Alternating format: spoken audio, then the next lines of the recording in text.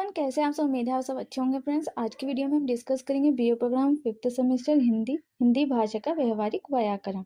इसकी first unit का 3rd chapter कर रहे हैं हम। इससे पहले की वीडियो में ऑलरेडी अपलोड कर चुके हैं। अगर आपने वो नहीं देखी तो चैनल के प्लेलिस्ट में जाकर देख सकते हैं। आज की वीडियो में करेंगे हम चैप्टर 3 की वीडियो 2, वर्णों का वर्गीकरण। हिंदी की लिपि में विभिन्न व्यंजनों वर्णों के लिए लिपि चिन्हों का वर्गीकरण किया गया है, जैसे कि वर्ग का से घातक। हर वर्ग का एक निश्चित नासिक व्यंजन है जो उस वर्ग के अंत में आता है, और हर वर्ग का एक व्यंजन है जो कि उस वर्ग के अंत में आता है, जैसे टा वर्ग के अंत में ना का स्थान है।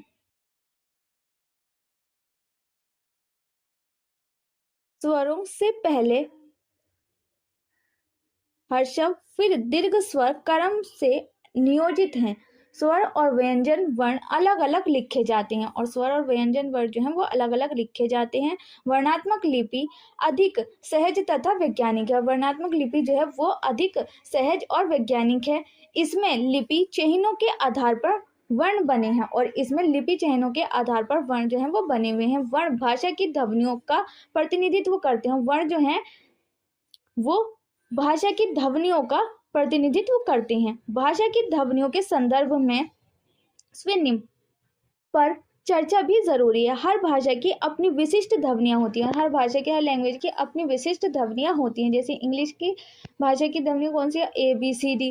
और हिंदी के क्या हो जाएंगी? का, खा, गा, आ, छोटा, बड़ा, छोटी। ये क्या हो जाएंगे? स्वर और व्यंजन। और सभी जो ध्वनियां हैं वो हर भाषा की विशिष्ट होती हैं, जिन्हें उस भाषा के स्वनिम कहा जाता है, और उन्हें भाषा के क्या कहा जाता है? स्वनिम कहा जाता है।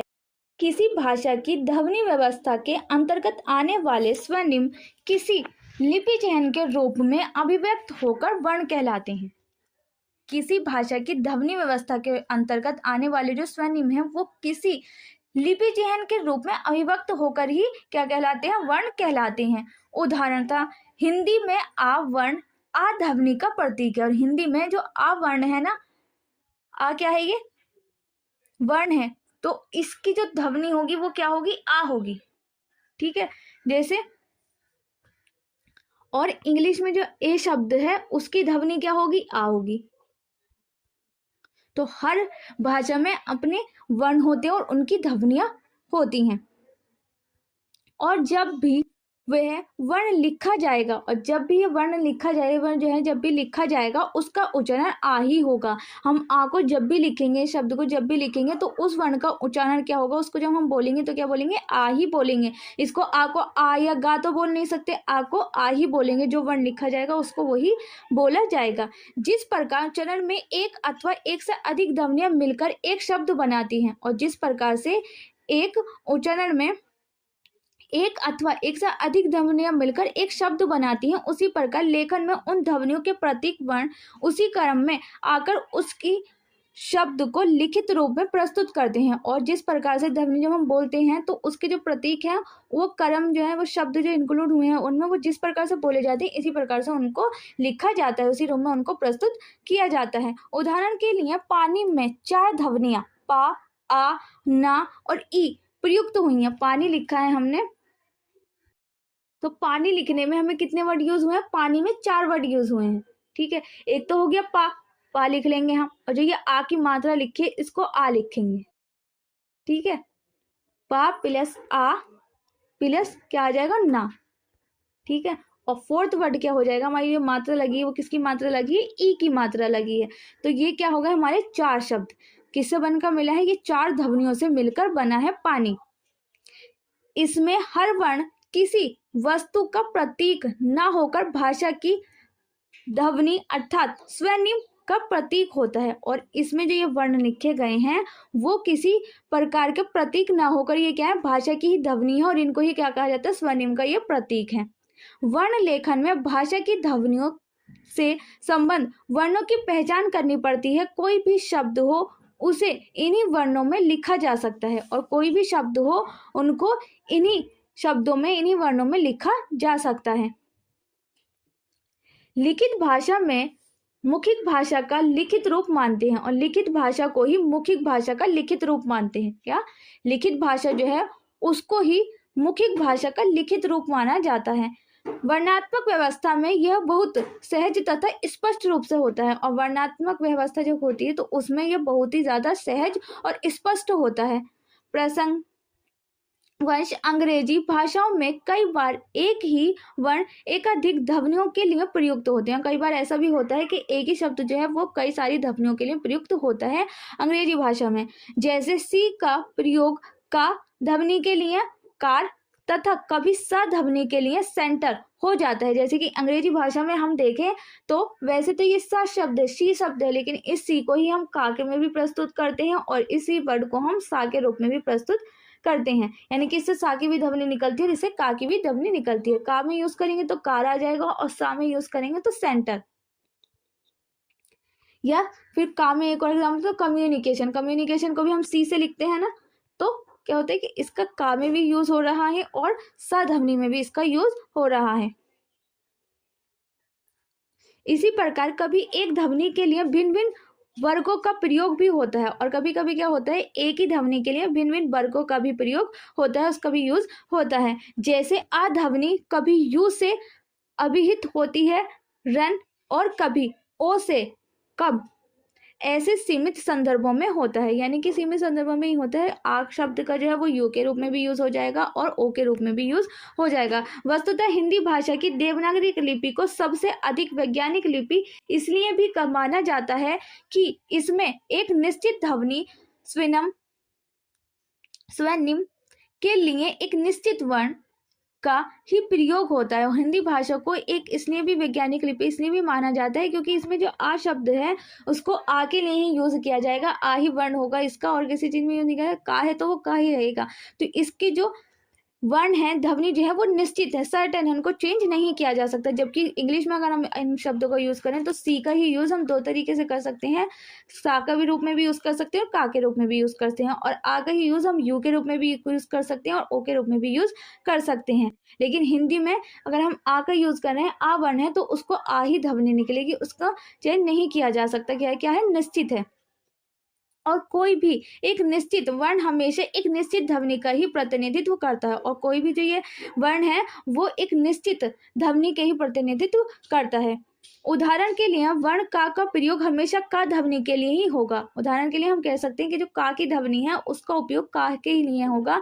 का वर्ण का यूज का ध्वनि के लिए ही यूज होगा, किसी अन्य ध्वनि के लिए नहीं होगा। और का ध्वनि के लेखन में हमेशा इसी वर्ण के माध्यम से अभिव्यक्ति होगी, किसी भी अन्य वर्ण के माध्यम से नहीं होगी। और इसकी जो पहचान होगी वो का से ही होगी और किसी अन्य वर्ण के माध्यम से नहीं होगी, क्योंकि ये क्या है फिक्स है, निश्चित है। किसी भी प्रकार की अमानकता से बचने के लिए हिंदी के मानक वर्णों तथा मात्राओं के बारे में जो नियम मान्य हैं वे इस प्रकार हैं। व्यंजनों का संयुक्त रूप किसी वर्ण को आधा लिखकर बनता है। व्यंजनों का जो संयुक्त रूप है वो किसी वर्ण को आधा लिखकर भी बनता है। जैसे हिंदी, भक्त और राष्ट्रीय, इसमें जो ना का यूज हुआ है वो आधा लिख दिया तो हमारा क्या हो गया, ये पूरा ही माना जाएगा। हिंदी, हिंदी में ना की आवाज आ रही है तो वो आधा लिख लेकिन इसको पूरा ही माना जाता है। जैसे भक्त में का आधा है और राष्ट्रीय में जो ये शाह होता है इसको आधा लिखा गया है। तो व्यंजनों का जो संयुक्त रूप है किसी वर्ण को आधा लिखकर भी वो बनाता है। टा, ठा, डा, ढा और दा, हा के संयुक्त स्वर हलंत लगाकर बनते हैं। जैसे इनके जो सिर्फ हलंत लगा देते हैं इनके, तो उससे भी हमारे शब्द बन जाते हैं। जैसे विद्या और चहन, इसमें हमने सिर्फ हलंत ही यूज किए हैं लेकिन ये शब्द पूरे के पूरे बनते हैं। रा के कई रूप हैं, जैसे राष्ट्रीय और मर्म। राष्ट्रीय के लिए रा जो है हमने ट्रा के नीचे लगा दिया है और मर्म में हमने माँ के ऊपर रा को लगा दिया। यानी कि रा के जो है वो कई रूप हैं। विराम चिन्ह हाइफन अंग्रेजी के लिए गए हैं, जैसे question mark, equals to, minus. ये क्या है हमारे हाइफन है और विराम चिन्ह है। कोमा लगा देते हैं या क्वेश्चन मार्क लगा देते हैं तो ये हमारे क्या होते हैं, विराम चिन्ह और हाइफन अंग्रेजी के लिए यूज होते हैं। लेकिन पूर्ण विराम चिन्ह के लिए खड़ी पाई को ही रखा गया है, लेकिन हिंदी में सिर्फ इसको ही रखा गया। हम किसी भी शब्द को लिखने के बाद ये लगा देते हैं तो हमारा समझ जाते हैं कि सेंटेंस पूरा हो गया। जैसे कि आप यहाँ पर ये जो सेंटेंस लिखा हुआ है इसके एंड में ये हाइफन ये लगा दिया हमने, खड़े को ही लगा दिया, तो इसी को सेंटेंस का एंड माना जाता है। लेकिन इंग्लिश में लिखने के लिए हमें जब पूरा नहीं लिखते तो हम उसमें कोमा भी लगाना पड़ता है, फिर क्वेश्चन मार्क भी का भी हम यूज़ करेंगे। अगर हमें आगे को लिखना है तो हम उसके आगे को ऐसे करके भी लिख सकते हैं, लेकिन हिंदी में क्या करते हैं, सिर्फ एक को ही हम खड़े को ही लिखा ही यूज करते हैं। स्वर पूर्वतः लेकिन विसर्ग के चयन को ही कॉलन का चयन माना जाता है, लेकिन विसर्ग का ये चयन है इसी को ही कॉलन चयन माना जाता है। रव रव को कैसे लिखते हैं, रा प्लस उ, और रू को लिखते हैं रा प्लस उ। बड़ा वाला उ जो होता है जिसे ऊन बनाते हैं वो क्या हो जाता है, रू लिखने के लिए यूज होता है। लिखने में सावधानी बरतें, और लिखने हैं जब हम तो उसमें सावधानी बरतनी चाहिए, क्योंकि जो दोनों ही जब उ लगा रहे हैं तो ये हमारा रू होगा, ठीक है, और अगर हम बड़ा उ लगा रहे हैं तो ये रू होगा। तो लिखने में हमें सावधानी बरतनी है, जैसे कि हमारे जब हम प्रोनाउंसिएशन करेंगे तो उसमें मिस्टेक ना हो। रुचि रुकना शब्दों में रू लिखना चाहिए। रुचि लिख रहे हैं या रुकना लिख रहे हैं तो हमें इसमें क्या, ये वाला रू है इसी का उपयोग करना है। दीर्घ इक्रांत शब्दों के बहुवचन बनाने पर ई अथवा ई के स्थान पर ई अथवा ई लिखते हैं, जैसे कठिनाई कठिनाइयों, रोटी और रोटियों। ई के स्थान पर जो हम ये ई यूज करते हैं, ई की मात्रा यूज करते हैं, इसके स्थान पर हम किसका यूज करते हैं, छोटी ई या छोटी ई की मात्रा का यूज करते हैं। उसने, तुमने, हमने, अपने, उन्होंने, उसमें, इसमें शब्दों में विभक्त चिन्हों को सर्वनाम के स्थान के साथ मिलाकर लिखा है, इसके साथ मिलाकर लिखा है, सर्वनाम के साथ मिलाकर लिखा है। मर्म धर्म शब्दों में रेफ यानी कि ऊपर लिखा हुआ है रेफ का सही प्रयोग करें। जिस वर्ण के तुरंत पहले र उच्चारण होता है उसी के ऊपर रेफा लगता है। उदाहरण के लिए निम्नलिखित रूप हैं। कर्म, तो कर्म जिससे पहले यूज हो रहा है उसी के ऊपर इसको रा को हम लगाएंगे। जैसे तर्क में तर्क, तो ता के बाद हमारा रा यूज हो रहा है तो हम का के ऊपर ही इसको लगाएंगे, ठीक है।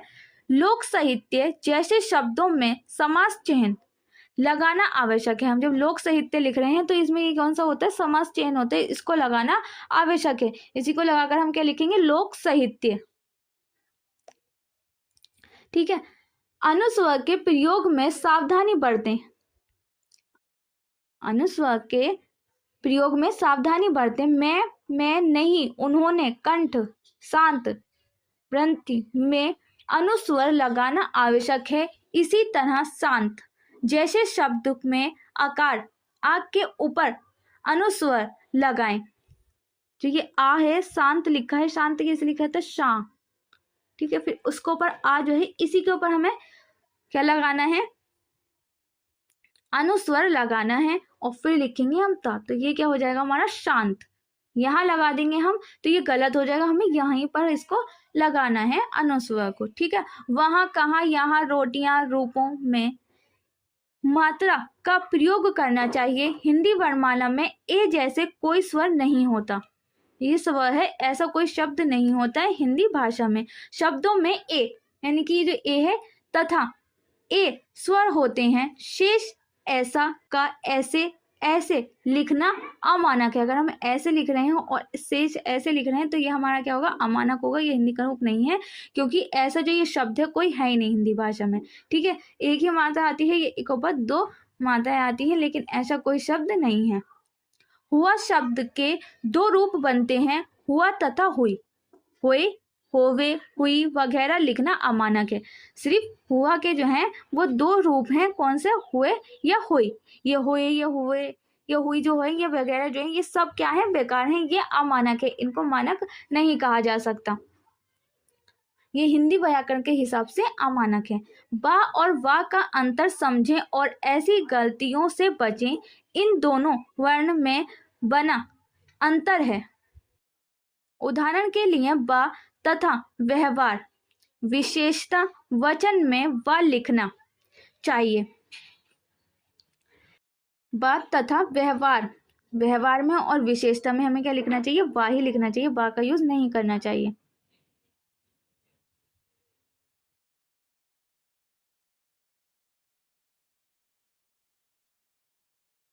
द्रुम, द्वंद्व, बंध, गद्य। ड और डा तथा ड और ढा के प्रयोग का अंतर समझ कर इनको लिखें। सड़क में ड लिखा करें।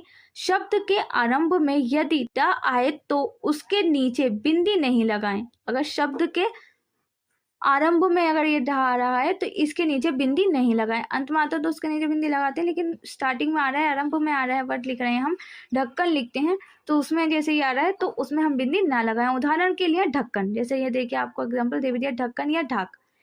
यदि शब्द के बीच अंत में ड आए तो बिंदी लगाएं। अगर ये ड जो है वो बीच में आ रहा है या अंत में आ रहा है तो उसके नीचे बिंदी लगानी है, लेकिन स्टार्टिंग में आ रहा है जैसे ढक्कन में आए हैं तो इसमें बिंदी नहीं लगानी है। तो जब आप शब्द लिखते हैं तो उनको समझकर लिखें जिससे कि गलती ना हो और उच्चारण करने में, उसको स्पीक करने में गलती ना हो। ठीक है फ्रेंड्स, ये हमारा था थर्ड चैप्टर यूनिट फर्स्ट आज कंप्लीट हो चुकी है। नेक्स्ट वीडियो में हम करेंगे यूनिट 2 का चैप्टर फर्स्ट।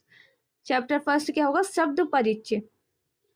यूनिट 2 है शब्दों के भेद, तत्सम, तद्भव, देशज, विदेशज। ये पढ़ेंगे हम नेक्स्ट वीडियो में। आज के लिए बस इतना ही। उम्मीद है आपको वीडियो पसंद आई होगी। अगर आपको किसी और टॉपिक पर वीडियो चाहिए तो आप मुझे कमेंट बॉक्स में बता सकते हैं। वीडियो कैसे लगी ये कमेंट बॉक्स में लिखकर ज़रूर बताना। मिलते हैं नेक्स्ट वीडियो में, जब तक के लिए stay healthy, stay safe. Thanks for watching.